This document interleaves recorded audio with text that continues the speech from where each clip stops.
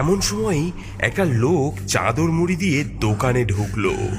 একটা বেঞ্চে লোকটা বসে ঠক ঠক করে কাঁপতে লাগলো। কি কর্তা, গায়ে নতুন নাকি? কোথা থেকে আসা হলো জনাবের?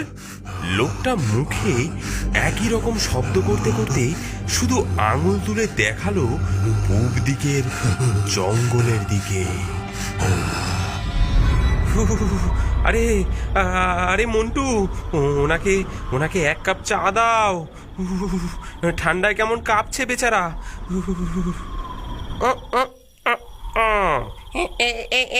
এই নিন বাবু। মন্টু চায়ের কাপটা বাড়িয়ে দিতেই লোকটা চাদর খুলে ফেললো। লোকটার বিভৎস মুখ দেখে সকলে চমকে উঠলো। মন্টু কিছু বোঝার আগেই লোকটা মন্টুর হাত ধরে জোরে কামড় দিল।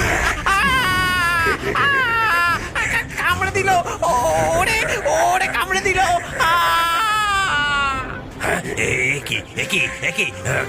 কামড়াচ্ছেন কেন? কামড়াচ্ছেন কেন? জলাতঙ্কের রুগী নাকি?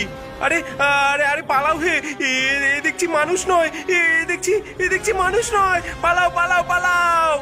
যে যেদিকে পালালো। মন্টু হাতের গরম কেটলির এক ঘা দিল ওই লোকটার মাথায়। লোকটা বিভৎস চিৎকার করে উঠলো। মন্টুও পালালো হরিনাথের পিছু পিছু। আরে ও হরি দাঁড়া দাঁড়া, আমি কই যাব?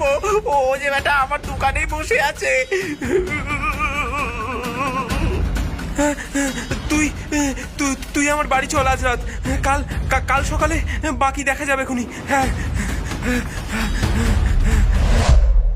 পরদিন সকালে গ্রামের সকল লোকজনকে নিয়ে হরিনাথ, করিম ও পরিতোষবাবু চায়ের দোকানে ফিরল।